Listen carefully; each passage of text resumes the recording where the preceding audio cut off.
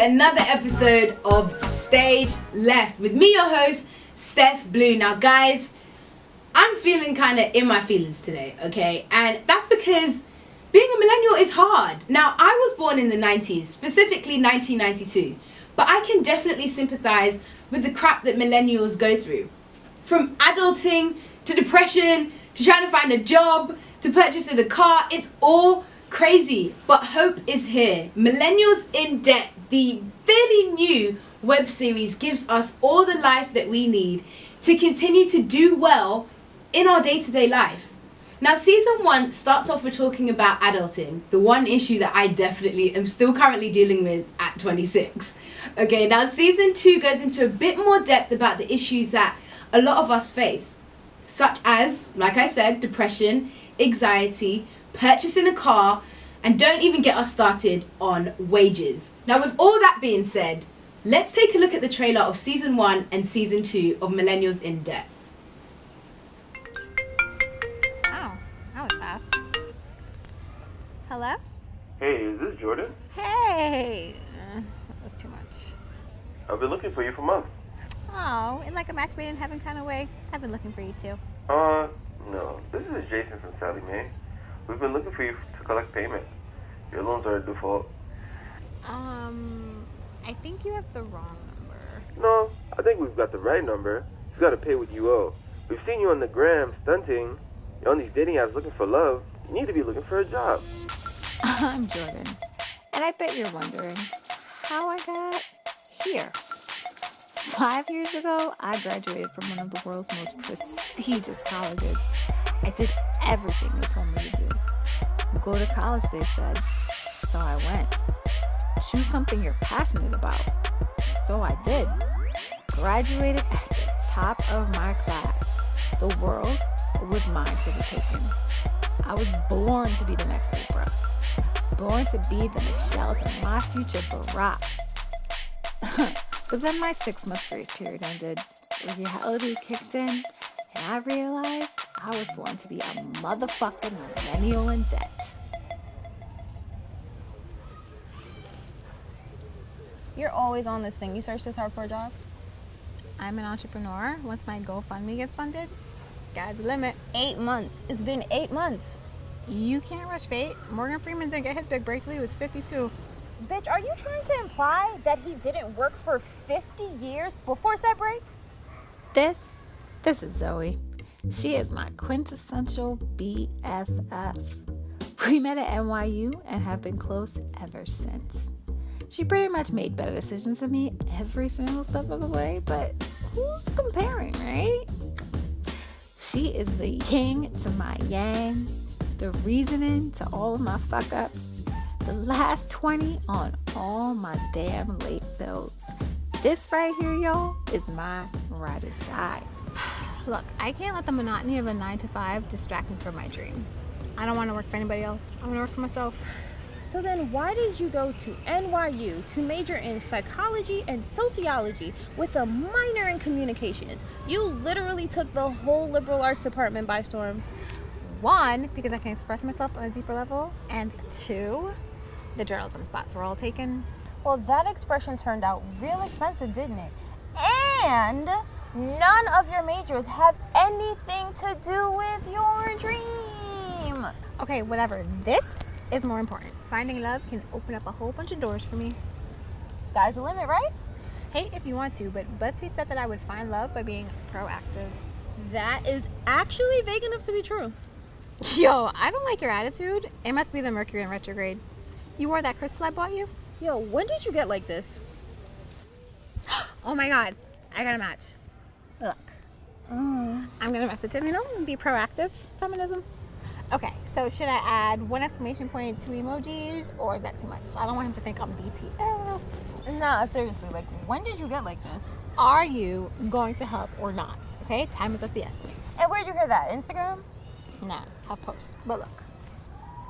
You wrote hey. Yeah, but it's like how I wrote it, like kind of flirty, not too aggressive. I'm gonna send it. Oh my god. He said hey. He's a poet. He wants to exchange numbers. What should I do? Deadass, you're getting me tight. Whatever. BuzzFeed said that's one of the trendiest words in New York right now. You're trendy as fuck. Give him your number. Don't give him your number. I'm leaving. You know what? You need to check that attitude at the dope. Get it? At the dope. Oh, that was fast. Hello? Hey, is this Jordan? Hey. That was too much. I've been looking for you for months. Yeah, that just happened. I didn't get to go to the real world house and have my life taped. Didn't get to go find out what happens when people stop being polite and started getting real. Nah, instead, this is what happens when I stopped stunting for the gram and started having to pay back my student loan. This is the uncut, raw, and shamelessly accurate story of my hopelessly fucked life. I don't fucking even remember requesting this shit on TRL.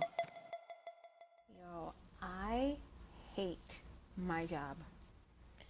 Yep, and so does 80% of the population. Welcome to the real world. Happy to have you.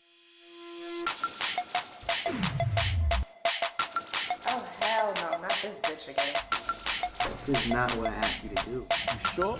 You don't pay your bills, you have bad credit, blah, blah, blah. You don't know my life. Relationship? You don't even know my last name. What?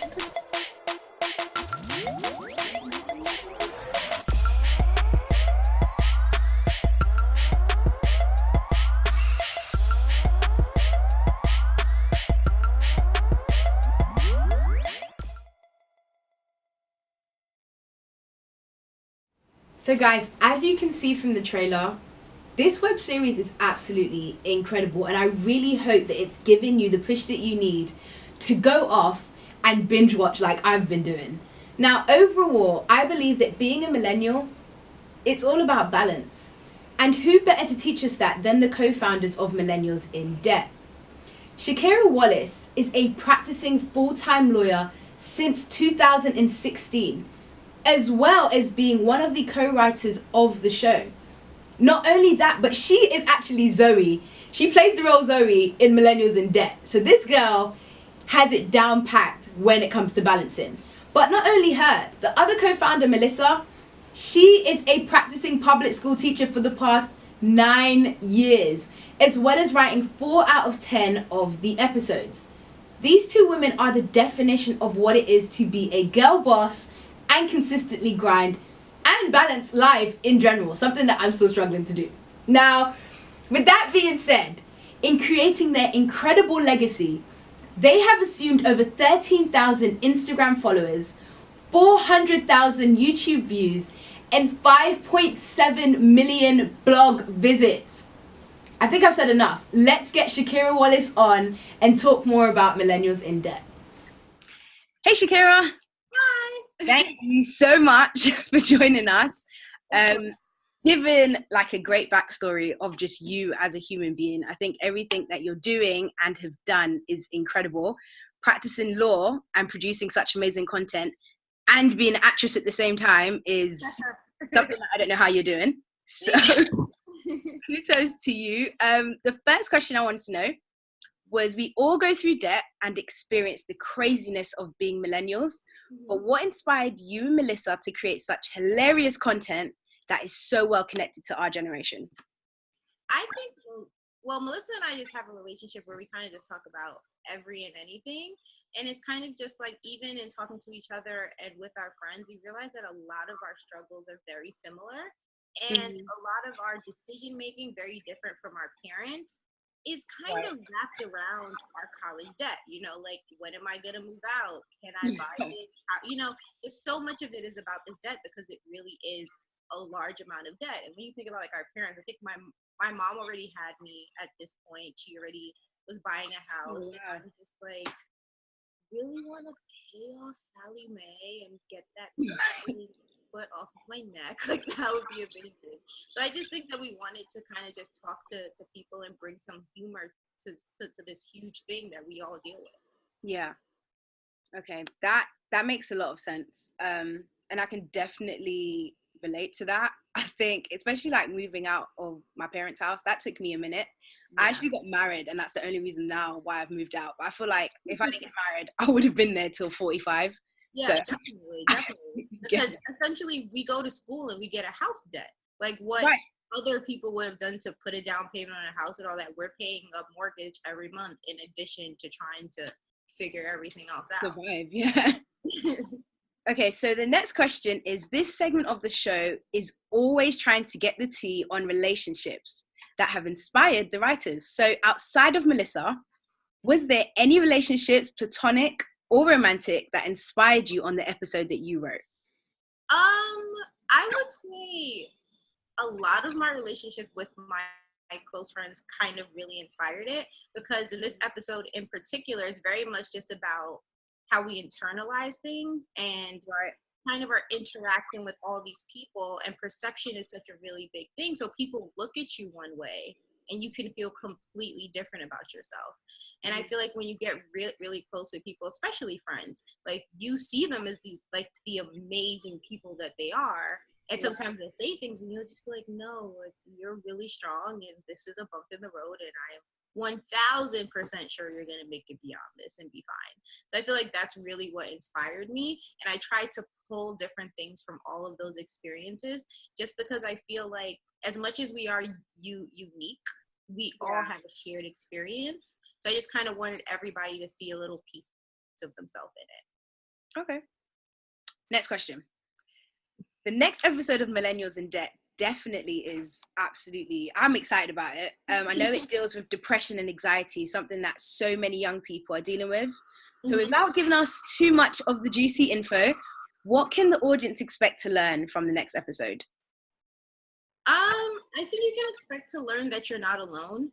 I think you can expect to just realize that we are all fighting a lot of the same struggles, and we kind of just go through days, and some days are harder than others, but even on the hardest day, you can find comfort in the fact that you're not going through this by yourself. We all have these challenges, and we're all trying to figure out ways to just be successful and look at ourselves positively and be a positive influence on the world. So I just feel like, to me, it was really important to just let people know, like, everything that you're feeling and that is weighing on you, that really, really, really feels like, am I the only person who thinks this? Like, am I the only person who's this hard on myself? Am I the only person who like feels all these external pressures? And just kind of know, like, no, you're not. It's normal. And that doesn't make it easier, but you don't have to feel like you're crazy. That's wow. So was you like, how did you kind of, this is just like a prompt, just want to know, like, how did you even like come up with that? I feel like all ambitious people, I feel like we put all these pressures on ourselves, because I've noticed with myself that sometimes I am just running into my next goal. You know, like, you're like, I want to start a blog. Okay, I'm doing that. Then it's like, okay, now I want to do this with the blog. And you're just always running into something. And that really puts this pressure on you. And I feel like something that I've been really trying to focus on now is taking a moment to like breathe and just look at where I am now and be proud of that, you know? Because again, it's so much pressure. Like, we think about how when I was like 15 and I look at myself now at 29 and I'm like, I thought I would have like had a house and a family by now. But it's just like all these things that you're like reevaluating, resetting your goals and recalibrating. And it was just like, it's really important. And I feel like even in my friendship with Melissa and my other friends, it's very important to talk to people and kind of just know, like, wow, okay, so I'm not the only one who's kind of stumbling and making it. And, you know, so it's just like, you're not alone. Take a moment. Be proud of where you are. That's amazing. You've actually inspired me, because I do that all the time. And I feel like with this world of like social media, we're just in a bubble of always comparing ourselves. Yes. So I think, again, that's just another timely message that me personally, I can't wait to hear. Yeah, and we're the last generation that's really remembers a time pre-social media and social media. So I feel like for us it's so different, because I mean, the generation behind us that has had it their whole life, they're gonna have a whole other slew of problems. But it's like, we remember a time where things were just kind of simpler and you didn't really have to weigh yourself versus other people and kind of having content thrown at you constantly and having to remind yourself that, yeah, when I was crying 2 weeks ago, I didn't post that on in Instagram either. Well, this super successful Instagrammer, of course, her life looks amazing. And, you know, just keeping in mind, like, you're successful and you are right where you're supposed to be. You need to be a motivational speaker as well, Sharon. So next question, right? You are, to me, and I think to just all of the people who are going to be viewing this interview, you are the definition of a grinder. So how do you balance practicing law and producing content? I think it's just rolling with the punches. I feel like I'm someone who, I'm very schedule oriented. I start my day with a to-do list, and I have all these plans and things I want to do. And again, just setting goals like, oh, by this date I want to do this, and by this date I want to do this. And sometimes life has other plans for you, and you you kind of just have to accept that. Like, there are days where I'm like, I killed my to-do list, and there are days where I'm just like, okay, I did 2 things on this 10 list, and you kind of just have to like roll with that and understand that it's a balancing act, if nothing else. And you make a plan, but you also have to be willing to improvise. And I feel like that's kind of where I've been successful, because there are weeks where it's like, oh, I'm going to have a slow week at work, so I'm going to do all of this. And then a project will come up and it'll be like, okay, either I'm going to not sleep or this is going to have to wait a little bit.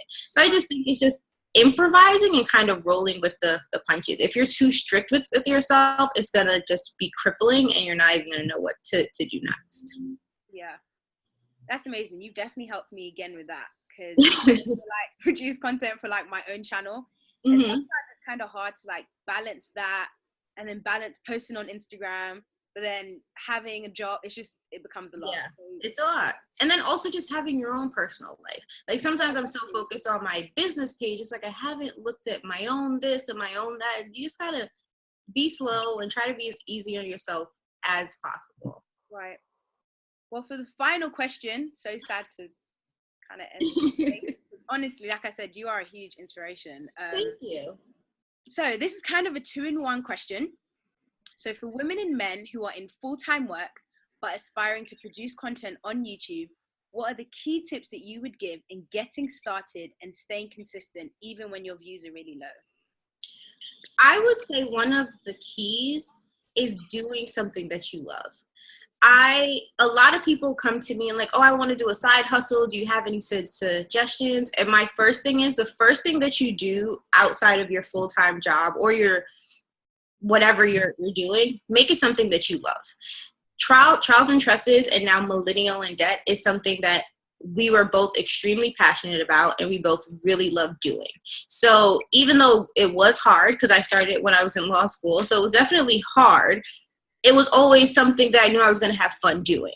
So even in that, it was just like, I know I'm going to have fun. So even when the views aren't what you expected, because anyone who's new to the internet, people have to realize, like, something going viral is not everything, and it's also not really a recipe. Like, if you don't have 1 million followers already, there's not really a recipe for going viral. I feel like you just have to do things that you care about and do things that are important to you.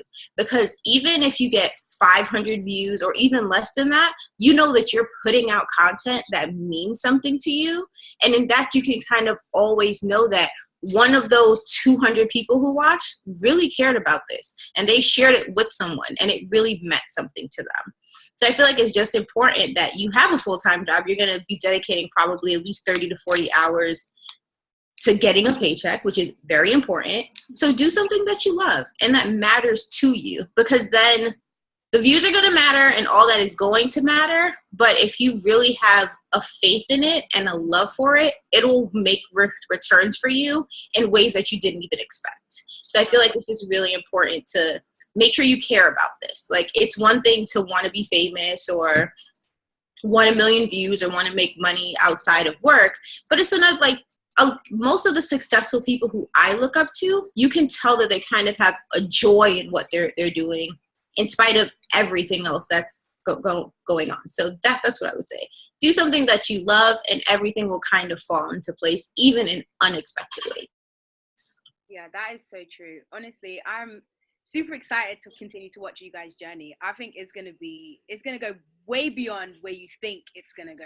I hope so too. And I just hope that people love it and they really just see Melissa and I in it, because this is our life, this is your life, this is just so much of our experiences. And I feel like it needs to be said. And we do it in a humorous way, but debt and student loans is something we care very much about. Yeah. And it's a system that needs to be reformed. But until then, we're just happy for people to laugh and find comfort and build a community around it. Right. Honestly, it was amazing speaking to you. I hope this is not the last time. I want to be there when you guys are like kid on TV. Like, oh my God, I interviewed Shakira. I can't wait to hear one day. Yes, definitely. I cannot wait. But like I said, keep doing what you guys are doing. You really are the definition of female bosses, with doing everything that's going on and still finding the time to produce such amazing content is ridiculous. So I can't wait until Friday the 16th to see the next episode. I'm super excited. I hope you love it. I know I'm going to love it already. All right, well, thank you so much for joining us, and have an amazing day. It's been a pleasure.